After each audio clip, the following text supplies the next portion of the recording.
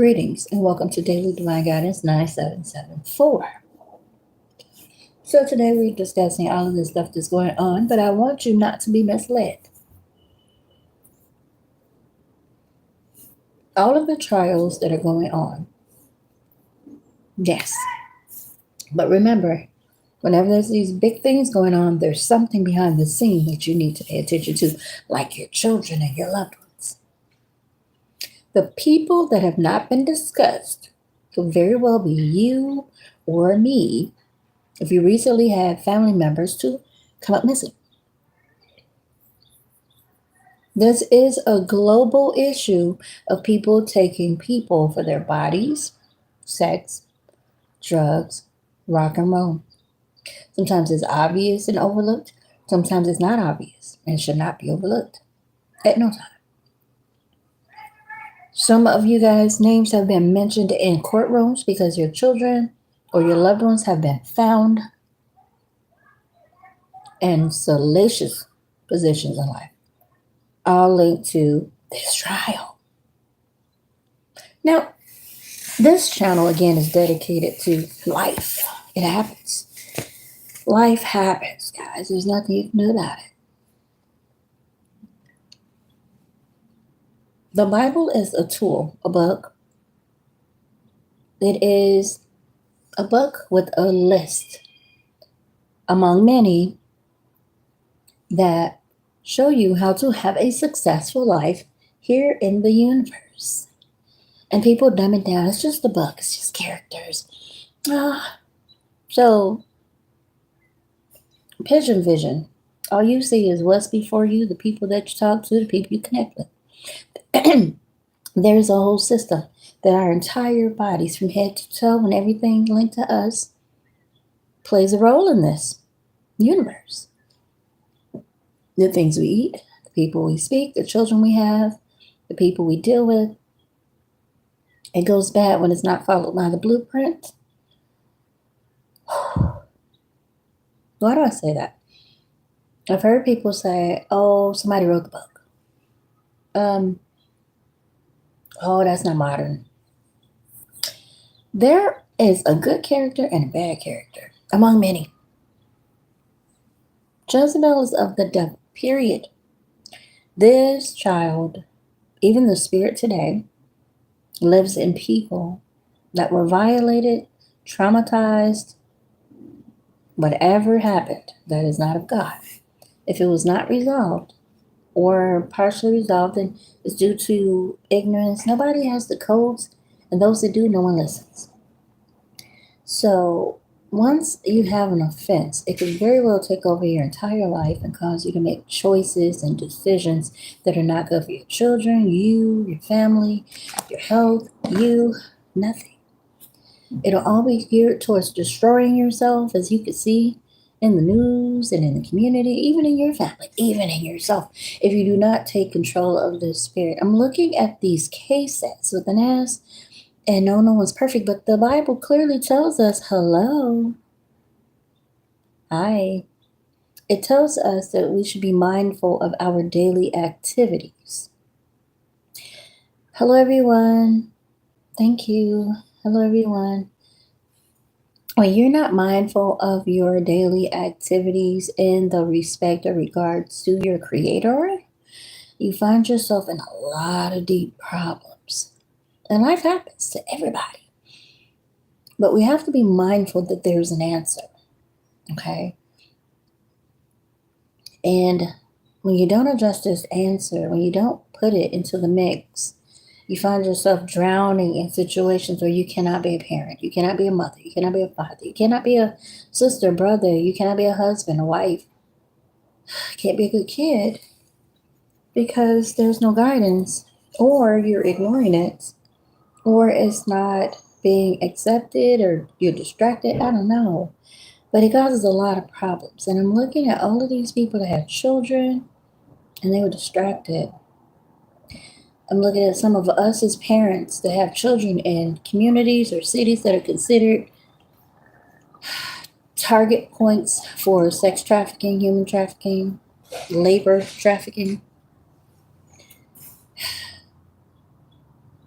mules, crime, things that Jezebel loves.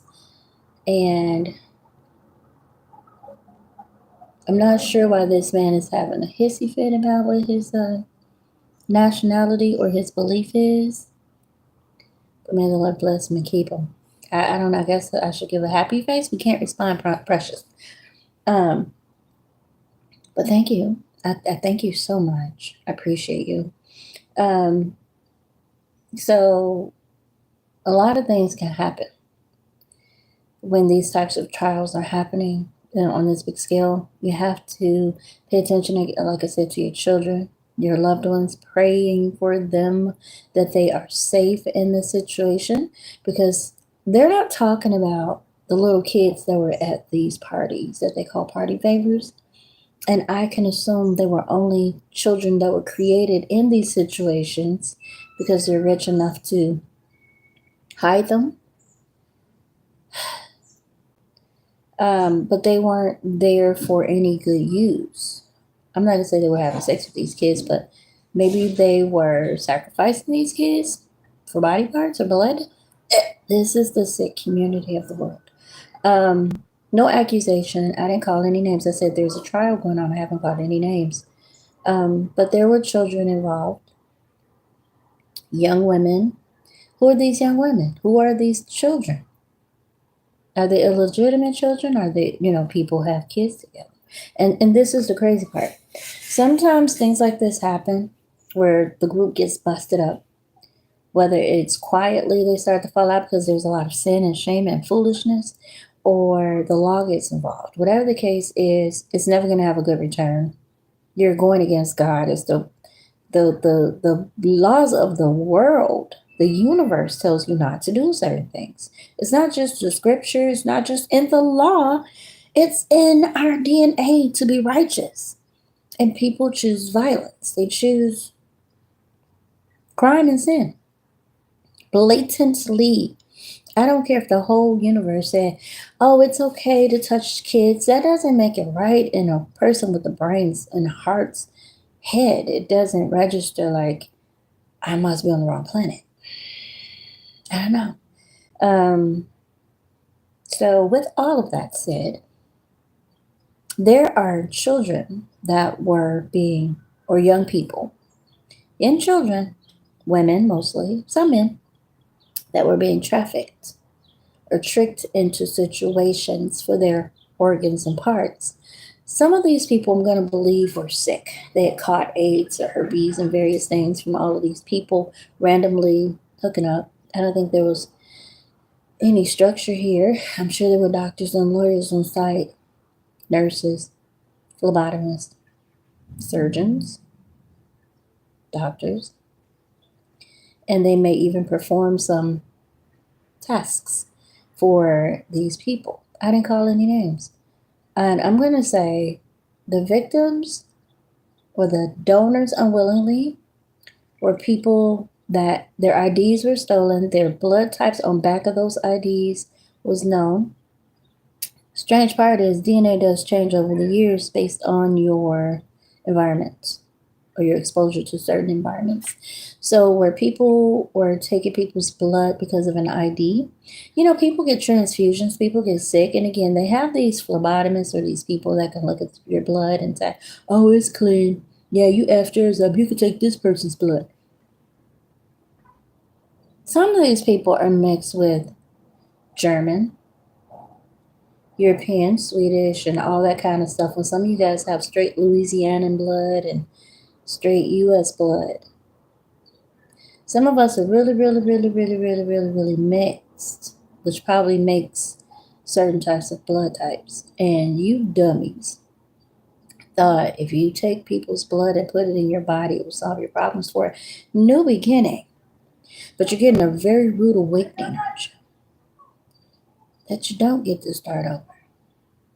You actually get to be held back. And that is ordained by the universe. You had no right to steal these people and harm them for your own greedy needs as if you need a street jacket.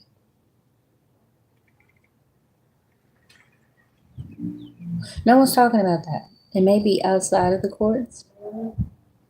that these people get some justice if God is real. Trust me, He is.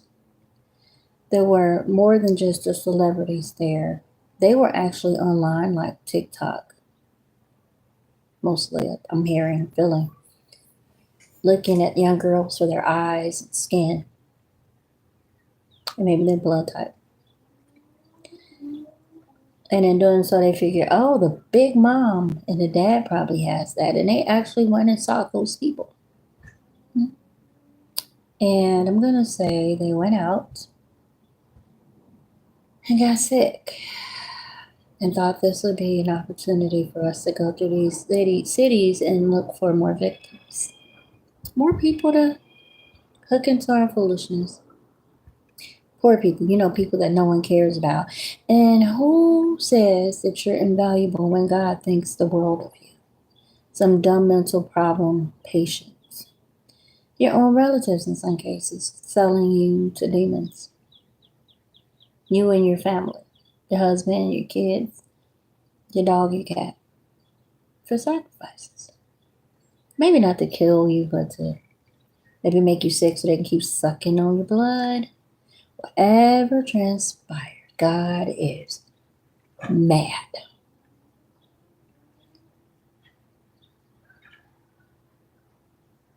So the justice is there will be a new heaven and earth. And these folks that are playing with fifth dimension stuff, which is really a state of mind or a state of being spiritually, talking about the demons are going to come into the fifth dimension. There's none of that. And some have visited, and it's peaceful. It is an elimination of all this 3D pigeon-eyed people that they're only focused on what they can see, hear, feel, touch, and smell. There's a whole nother level to existence that people have not tapped into, and if they did, it was for demonic reasons, so you didn't get the full concept.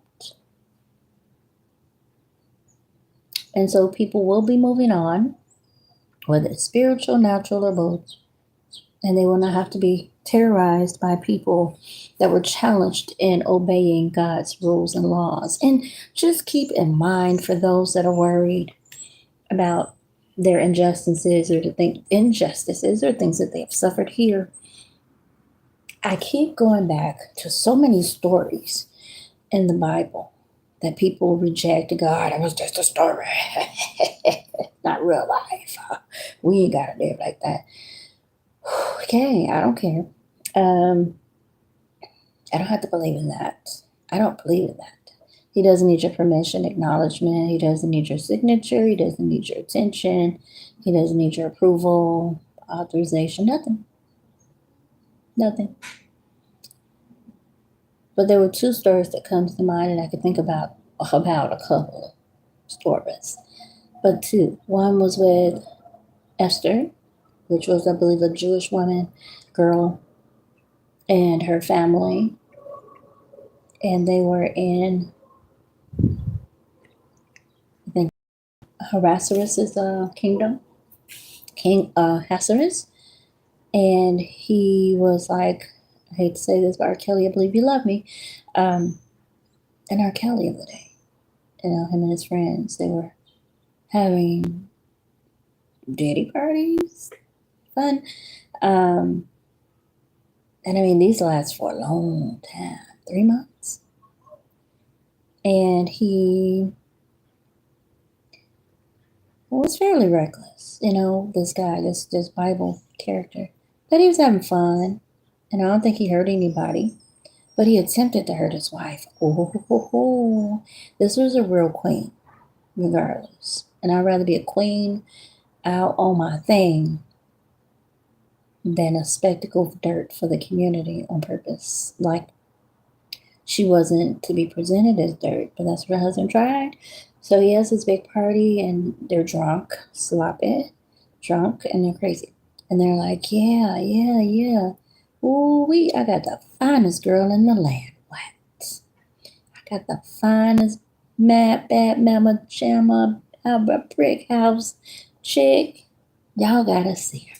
He kept sending his housemates and various people to go get his wife and bring her down for everybody to look at.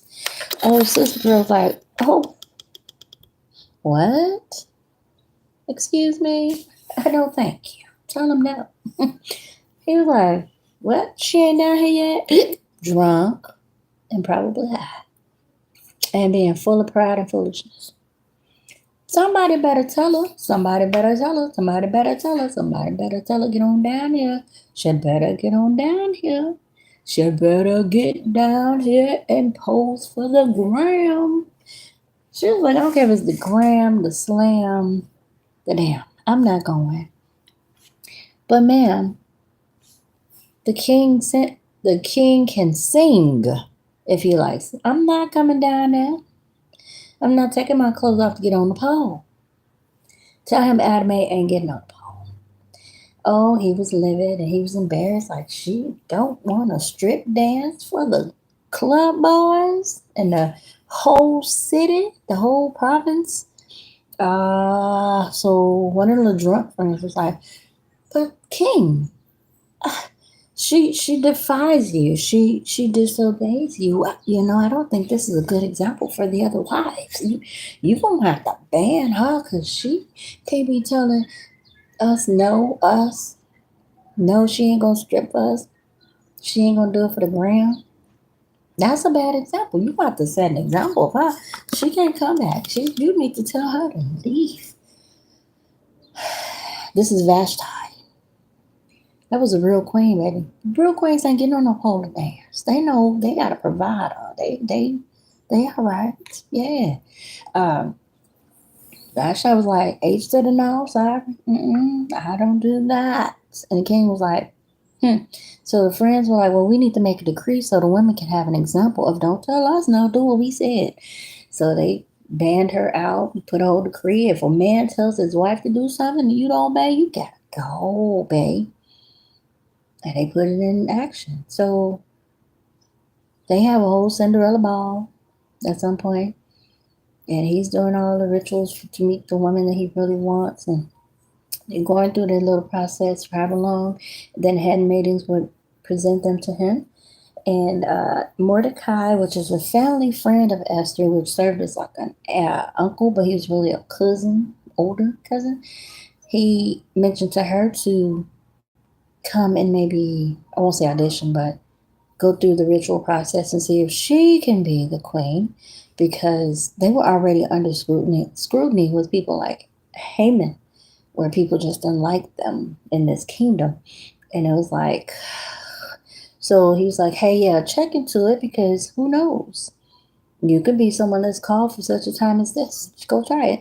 And lo and behold, she was the person that actually saved all the Jews at this time, because Haman and his little group, or by himself, was trying to overthrow the king and the Jews. And between Mordecai, Esther, and maybe some of the others, they were able to piece together a mystery and present it to the king after she did become the queen. And the king couldn't sleep. And he started looking through his records and realized they tell the truth. Or he'd already looked through the book, and then they came in and put the I with the F and said, this is truth. I don't know. And he wanted to reward them for protecting his kingdom and him from Haman and his plots, which also saved Esther and her people, because Haman was straight up about to get a decree that all Jews die. Why is there hatred here?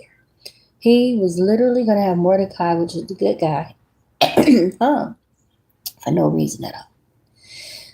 So they saved the king, the kingdom, and the Jews. But then you have this story with, and Haman and his group died. They all died. They were all sent to the same sentence, or at least Haman was. And I guess his family would perish because they wouldn't have any leverage in this place, and probably couldn't afford to go anywhere else. They were probably treated like scum of the earth until their death. And that was probably the end of his little lineage. I don't know. But his wife and kids were banking on him getting rid of Haman so he could be the big dog. What was the competition? They already had a position in all of this.